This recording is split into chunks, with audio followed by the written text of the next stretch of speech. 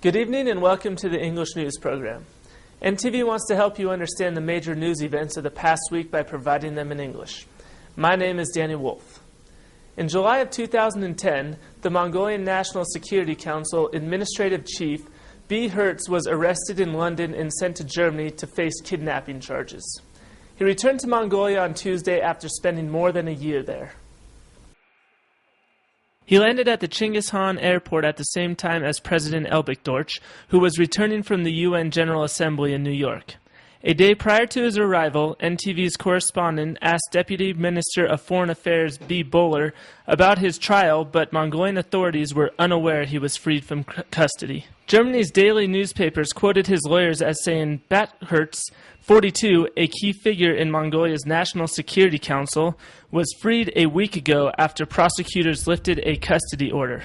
Hertz didn't make a statement to the media upon his arrival to Mongolia, but did speak with a journalist from news.mn, Mongolia's top news site, by phone in the Chinggis Khan airport. He said, "I am a soldier who has sworn allegiance to the state.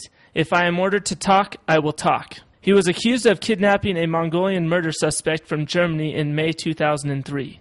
He was ordered to be extradited to Germany by the British court in July. The arrest warrant issued by Germany alleged Hertz and 3 other members of the Mongolian Secret Service kidnapped and drugged Demirin Inkbat, a Mongolian refugee, in France in May 2003. Inkbat was imprisoned until 2006 in Mongolia and died 5 days after his release from jail.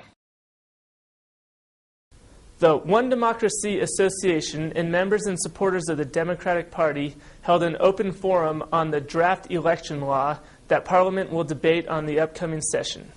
The forum contained leaders of the Democratic Youth Organization, Union of Democratic Women, and Parliament members of the Democratic Party.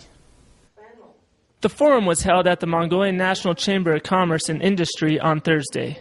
Inside the forum, they addressed 5 basic issues, including election structure, electoral districts, parliament seat allocation, election organization, and a quota for women in office.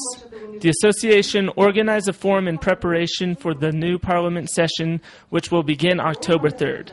Organizers said that they will pay special attention to the opinions of young people on these issues. After the forum, One Democracy sent the opinions of participants to members of parliament. On September 27th and 28th, Darhan Ul experienced power outages. Officials said heavy snow on Tuesday night and Wednesday morning was the cause.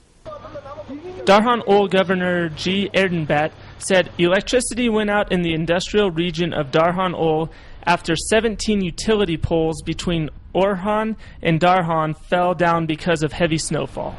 It was also reported that Sahan, Orhan, and other Somes had no electricity due to fallen poles. During those days, the region experienced heavy winds and 33 centimeters of snow. However, it wasn't the wind force that damaged the poles. Emergency workers from Ulaanbaatar went to Hutul in the Salange province to repair fallen utility poles, and by Wednesday afternoon, the power was back on. The total cost of damage was 2 billion tugriks. According to government delegates and investors, construction of the Oyu Tolgoi mine is halfway done. The construction of the mine was started a year and a half ago, and excavation of iron ore is set to begin in June of 2012.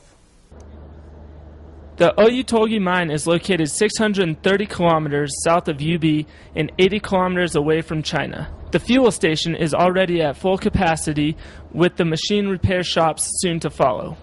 Rio Tinto has already invested $2.7 billion in Oyu Tolgoi.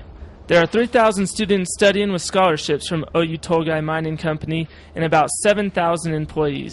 By 2013, 90% of all miners will be Mongolian. There were many international media correspondents covering the milestone ceremony, including The Economics, Bloomberg, Reuters, and Times. The opening ceremony of Autumn Green Days 2011 ran on Monday in Central Stadium of Ulaanbaatar. Almost 1,000 small and mid-sized producers participated in this year's event.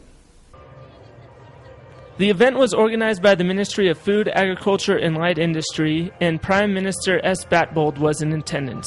This year it was expanded to include small and mid-sized vendors who produce more than just vegetables, which made it larger than previous years. The farmers said they had an abundant harvest this year. Around 90 enterprises, 58 mid-sized producers, and 400 growers participated. Moreover, a fair of selected breeding animals was organized within the event. It lasted throughout the week and ended on Friday.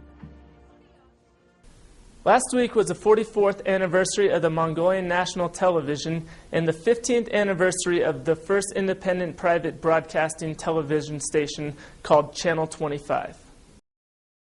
On September 27, 1967, Mongolian National Television began its first broadcast, and with it started Mongolian television broadcasting. The Mongolian National Broadcaster is the official, state-funded television channel of Mongolia. During the 80s, Mongolian National Broadcaster used a new generation of equipment along with a new center which made possible for color TV. In 1991, it began broadcasting via satellite, which allowed its programs to be received in even the remotest parts of Mongolia. Today, some 90% of the country's population watches national TV channel. The Mongolian National Broadcaster broadcasts news, information, sports, political reviews, live transmissions, dramas, and light entertainment shows. During the mid-90s, Channel 25 came on the air as the first private television station. Today, Channel 25 has 120 employees working. NTV would like to congratulate both stations on their continuing success. Thank you for joining us tonight. See you next week on the English News. On behalf of the NTV News team, I'm Danny Wolf saying good night.